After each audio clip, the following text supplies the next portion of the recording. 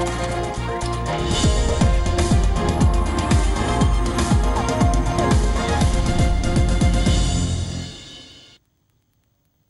10 बज चुके हैं और 10 बजे 10 शहर के साथ हाजिर हूं मैं आपके साथ मोनिका ठाकुर। शहर 10 शहर, आपके शहर की खबर निष्पक्ष और सटीक अंदाज में। और शुरुआत करते हैं पंजाब के साथ। पानी के मुद्दे पर सियासत गरमा गई है और अब आम आदमी पार्टी इस मामले को संसद में उठाने जा रही है। पार्टी सांसद भगवंत मान का कहना है कि पंजाब के पास अतिरिक्त पानी नहीं है। इस मसले पर उन्होंने सूबा सरकार की भूमिका को भी कटघरे में खड़ा किया। पंजाब में अपना आधार बढ़ाने के लिए आम आदमी पार्टी पूरी कोशिश कर रही है। पटियाला में आम आदमी पार्टी को उस वक्त प्रोत्साहन मिला जब पंजाब राज्य कर्मचारी दल के प्रभारी हरि सिंह टोहड़ा अपने 4000 साथियों के साथ आम आदमी पार्टी में शामिल हुए। सांसद भगवंत मान ने उनको पार्टी में शामिल करवाया। इस मौके पर भगवंत मान ने पानी के मुद्दे पर अपनी पार्टी का स्टैंड स्पष्ट करते हुए कहा कि पंजाब के पास पानी की कमी है, इसलिए केंद्र सरकार का हरियाणा के हक में दिया हलफनामा गलत है।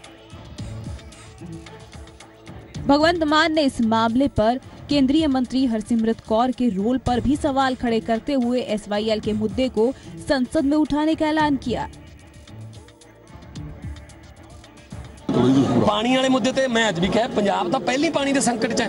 पंजाब कोल तां पहले ही साडा पानी ना पीण जोगा रहा ना सिंचाई जोगा रहा ते हुणे अचानक जिहड़ी सेंटर सरकार कहंदी भी एफीडेविट जिहड़ा देता कि वो गलत है, जिहड़ा फैसला SYL वाला होया तां फिर हरसिमरत कौर जी दा ते अकाली दल दा हुण की स्टैंड रहूगे इहदे बारे असीं पुछना चाहांगे।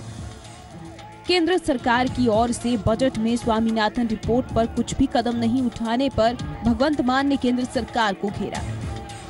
सिर्फ इतना ही नहीं, EPF को टैक्स के दायरे का मुद्दा भी संसद में उठाने का ऐलान किया।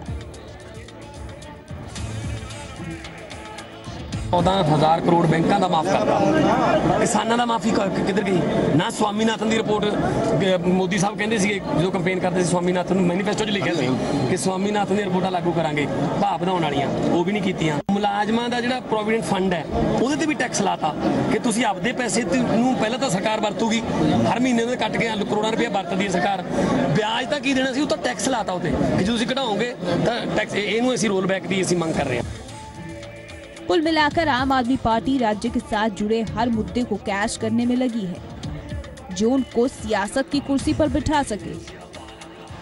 पटियाला से अवतार गिल के साथ न्यूज डेस्क रिपोर्ट जी मीडिया।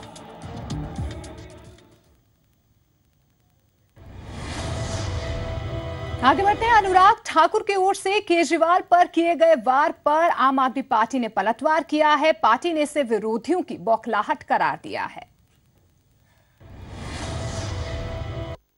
देखिए, वो तो आजकल नजर ही नहीं आते। केजरीवाल जी दिल्ली में कम, पंजाब में ज्यादा है। दिल्ली की जनता बजट के लिए तरस रही, उनके लिए बजट तैयार नहीं। जी पंजाब हरियाणा हिमाचल के खास कार्यक्रम डायरेक्ट विद दिनेश में अनुराग ठाकुर की ओर से अरविंद केजरीवाल पर किए गए इस हमले पर आम आदमी पार्टी ने पलटवार किया है। पार्टी ने कहा है कि केजरीवाल दिल्ली में शानदार काम कर रहे हैं और इसलिए बीजेपी घबराहट में है। पार्टी के प्रवक्ता हिम्मत सिंह शेरगिल ने आरोप लगाया है कि केजरीवाल का पंजाब का सफल दौरा विरोधियों को हजम नहीं हो रहा, इसलिए विरोधियों की ओर से ऐसे बेमतलब बयान दिए जा रहे हैं। देखिए, वो तो आजकल नजर ही नहीं आते। केजरीवाल जी दिल्ली में कम, पंजाब में ज्यादा है। दिल्ली की जनता बजट के लिए तरस रही, उनके लिए बजट तैयार नहीं। जिन्हां जिन्हां ने भ्रष्टाचार किया है उन्हां ते कड़ी कार्रवाई होनी है ते इस करके सब डरे होए आ कि एक तां ਐਤਕੀ ਇਹ ਜਿਹੜੀਆਂ ਪੁਰਾਣੀਆਂ ਪਾਰਟੀਆਂ ਹੈਗੀਆਂ ਜਿਨ੍ਹਾਂ ਨੇ ਇੰਨੇ ਸਾਲ ਪੰਜਾਬ ਨੂੰ ਲੁੱਟਿਆ ਹੈਗਾ, they are going to be out of the political map of Punjab in 2017। हिम्मत सिंह शेरगिल ने यह भी दावा किया है कि विरोधी पार्टियों की ओर से सर्वे भी करवाए जा रहे हैं जो ये दिखाते हैं कि आम आदमी पार्टी बड़ी जीत हासिल कर रही है।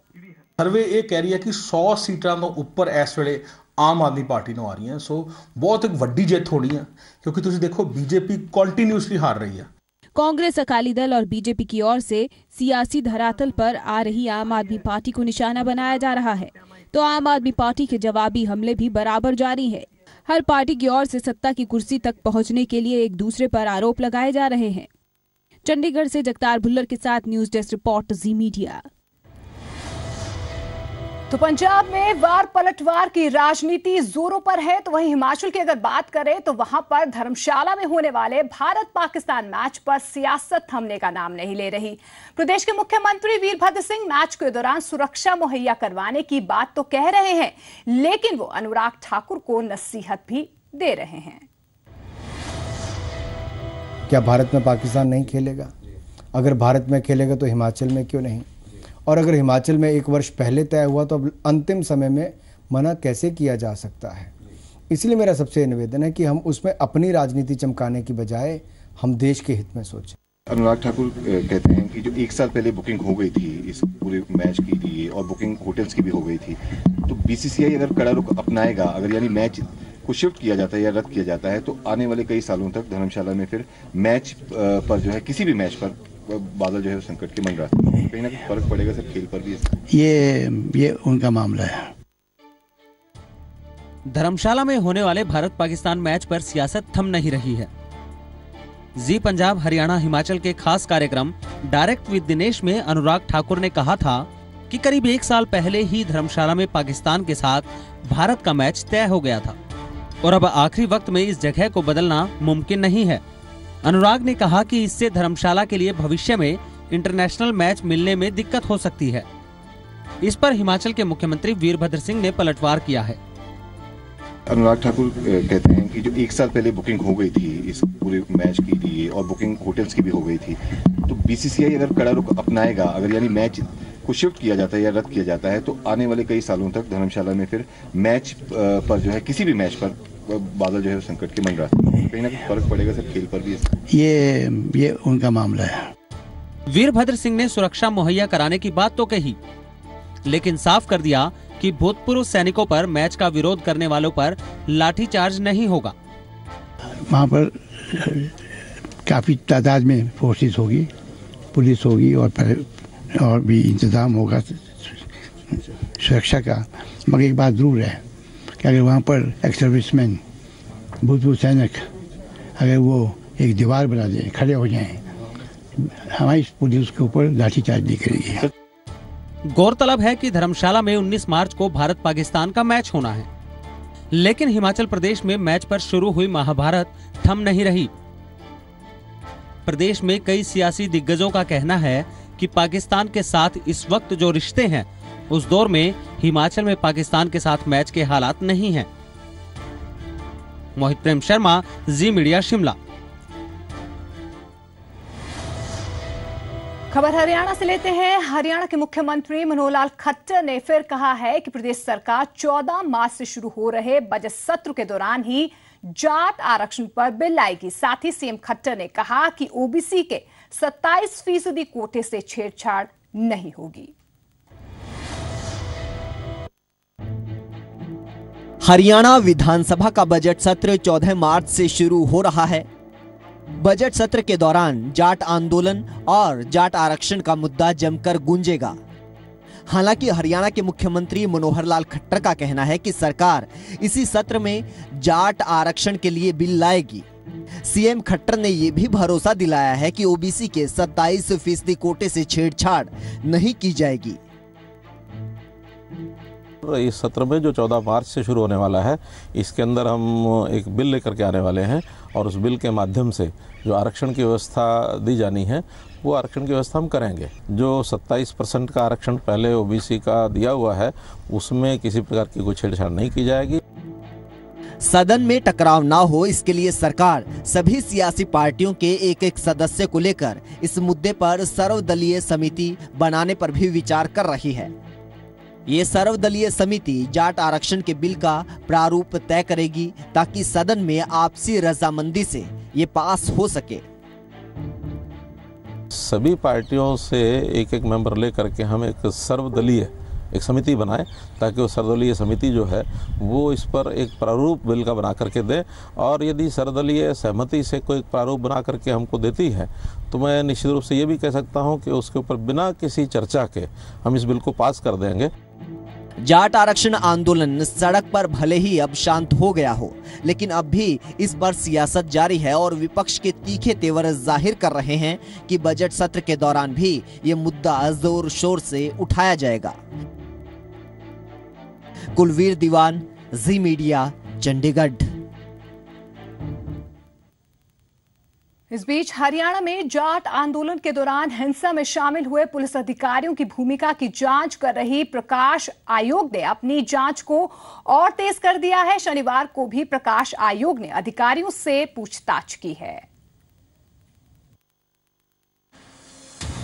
हरियाणा में जाट आंदोलन के दौरान हुई हिंसा में सवालों में आई पुलिस अधिकारियों की भूमिका की जांच कर रही प्रकाश सिंह कमेटी ने अपनी जांच तेज कर दी है।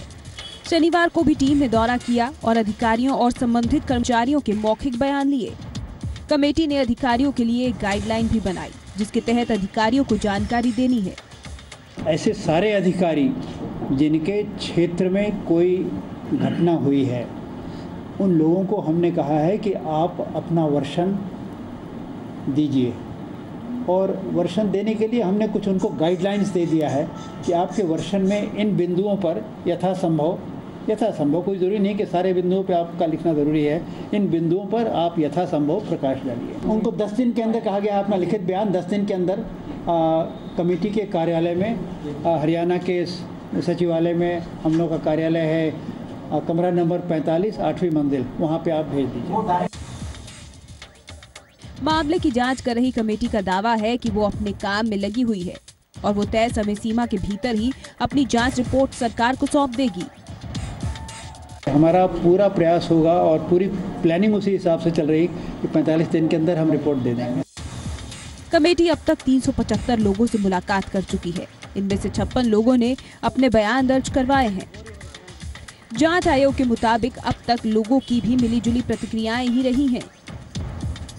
रोहतक से राज टाकिया के साथ न्यूज डेस्क रिपोर्ट, जी मीडिया।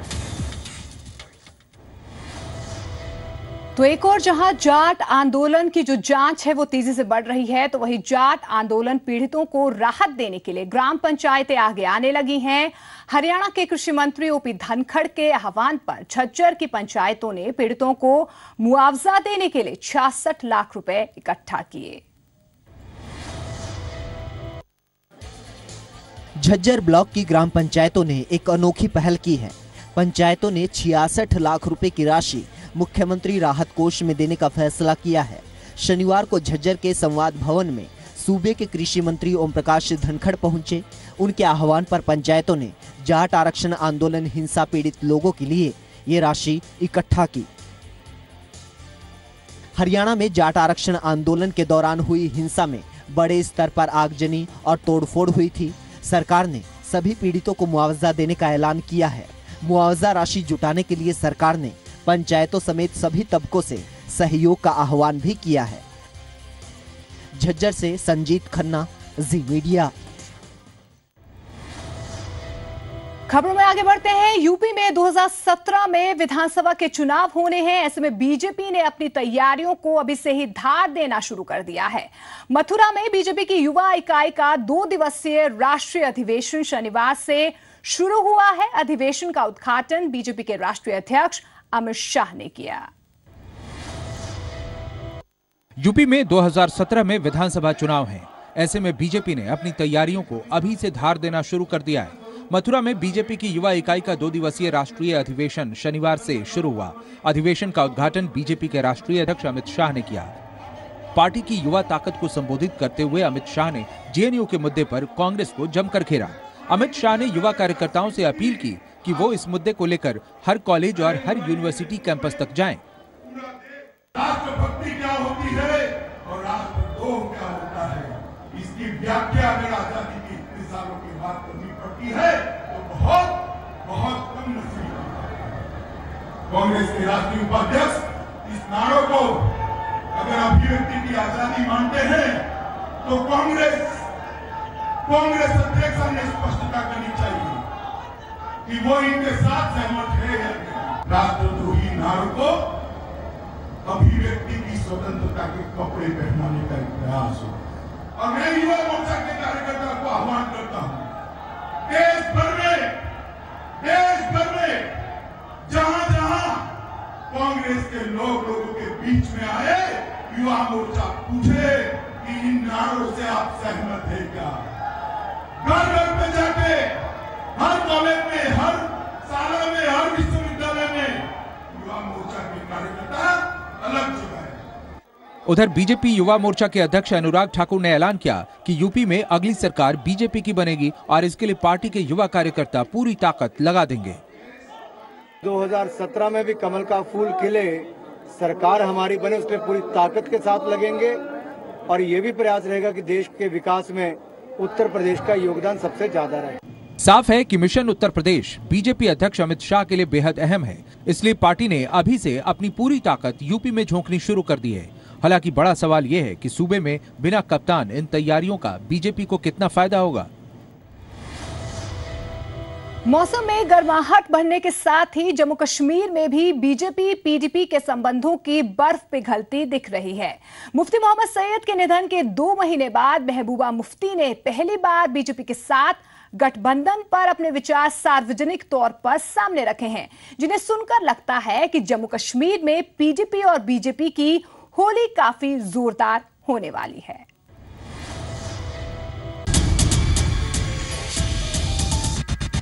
तो मेरा यह है कि मैं कोई जिद्दी इंसान नहीं हूं,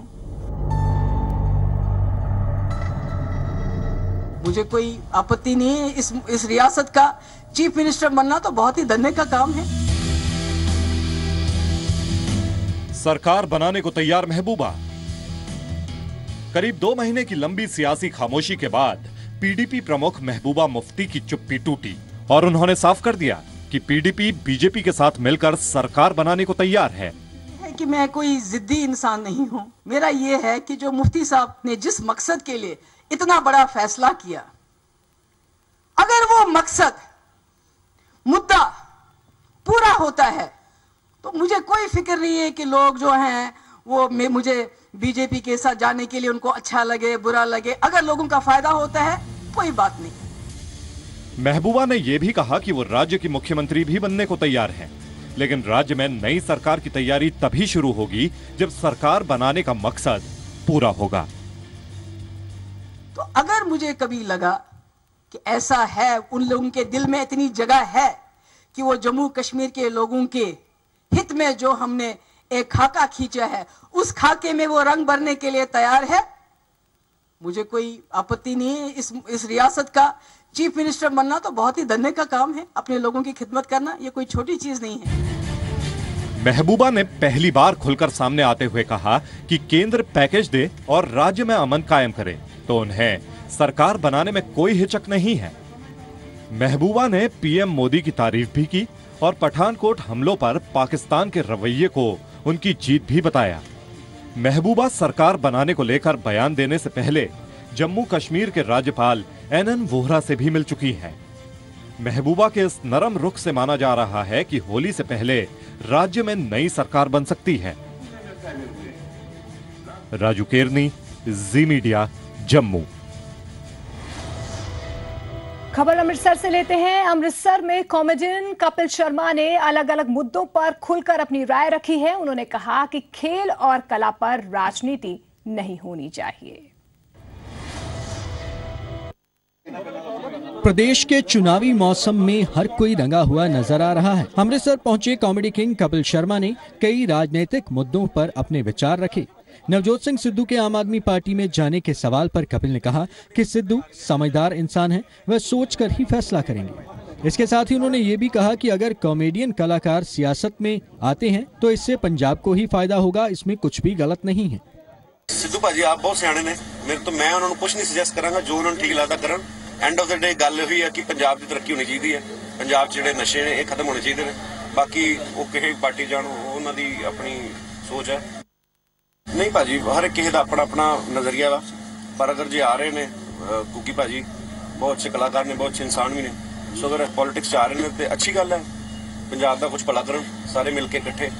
कपिल ने कहा कि खेल और कला को सियासत से दूर रखना चाहिए। उन्होंने कहा कि नशा पंजाब में बीमारी की तरह है, जिसके लिए सरकार को ठोस कदम उठाने चाहिए। पॉलिटिक्स लग गया और खेड लगने कलाकार, मैनूं नहीं लगता सर इदां होना चाहिए। पहला भी शुरू तो सालां तो इत्थे पाकिस्तान तो कलाकार आ रहे हैं, तो मैनूं नहीं लगता सर पॉलिटिक्स लग गया खेड लगने। सो खेड नूं खेड दे तौर ते वेखिया जाना चाहिए। मुंडे छोटी छोटी उम्र दे नशे करके अपनी जिंदगी बर्बाद कर रहे। मैं उन्होंने यही कहना चाहूँगा, देखो नशा करके तुसीं सिर्फ अपने आप नूं ना देखो कि यार मैं 5 मिनट का मजा कर रहा हाँ या मैं 1 दिन मैनूं मजा आ रहा। ਉਹਦੇ ਪਿੱਛੇ ਵੀ ਦੇਖੋ ਕਿ ਤੁਹਾਡੇ ਮਾਂ-ਬਾਪ ਜਿਹੜੇ ਨੇ ਉਹ ਰੁਲ ਜਾਂਦੇ ਨੇ, ਪੂਰਾ ਪਰਿਵਾਰ ਟੁੱਟ ਜਾਂਦਾ। ਲੱਗਦਾ ਕਿ ਸਾਡੀ ਗਵਰਨਮੈਂਟ ਨੂੰ ਵੀ अच्छे प्रबंध करने चाहिए। कपिल शर्मा ने खुद तो सियासी मैदान में उतरने से इनकार कर दिया, पर प्रदेश में जहर की तरह फैल रहे नशे के मुद्दे पर चिंता जरूर जाहिर की है। राजन गोसाई, जी मीडिया, अमृतसर। भारत के अलग अलग राज्यों से आए करीब 122 हिंदुओं का जत्था अटारी स्टेशन से पाकिस्तान स्थित धार्मिक स्थानों की यात्रा के लिए रवाना हुआ है। इस जत्थे का सबसे पहले स्वागत दुर्गियाना मंदिर में किया गया।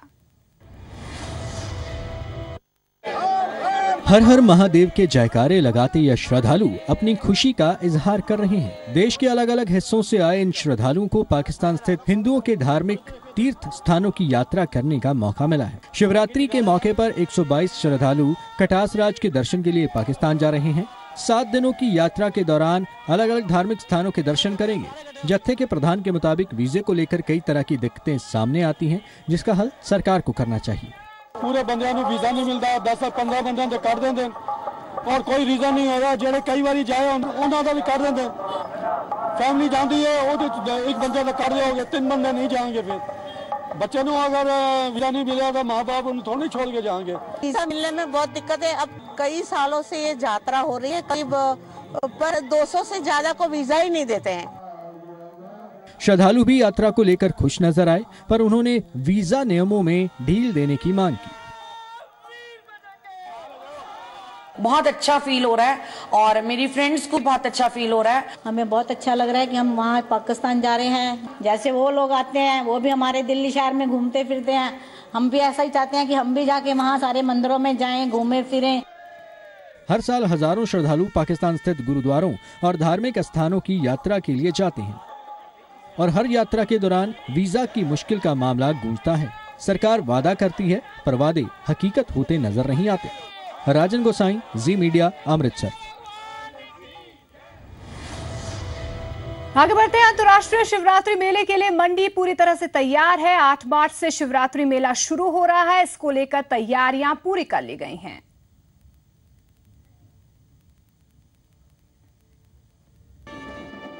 अंतर्राष्ट्रीय शिवरात्रि महोत्सव 2016 का आगाज मंडी में 8 मार्च से होने जा रहा है।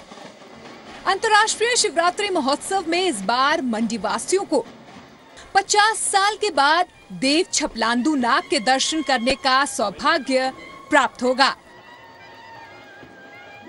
रविवार को मंडी में सबसे बड़े देवता देव कमरू नाग पहुंचेंगे। मंडी के राजा उनका स्वागत करेंगे। 8 मार्च को प्रदेश के मुख्यमंत्री वीरभद्र सिंह इस दुनिया भर में मशहूर मेले का आगाज करेंगे और 14 मार्च को प्रदेश के राज्यपाल आचार्य देवव्रत इसका समापन करेंगे। मेले को लेकर सभी तैयारियां पूरी कर ली गई हैं। 2016 की जो शिवरात्रि है वो 8 मार्च को पहली जलेब से शुरू होगी और 14 मार्च को इसकी अंतिम जलेब की जाएगी। इसकी जो भी तैयारियां हैं वो पूरे तरीके से करा दी गई हैं।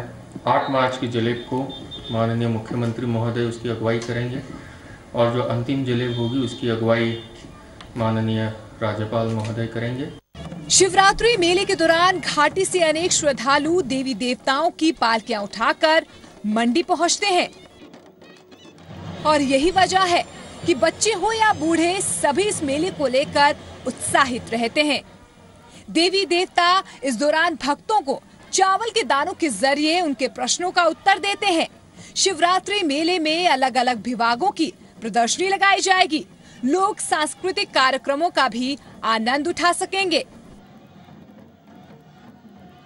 इसके साथ ही जो हमारी प्रदर्शनियां हैं, अलग अलग जो हमारे डिपार्टमेंट्स हैं उनके माध्यम से प्रदर्शनियां भी लगाई जाएगी।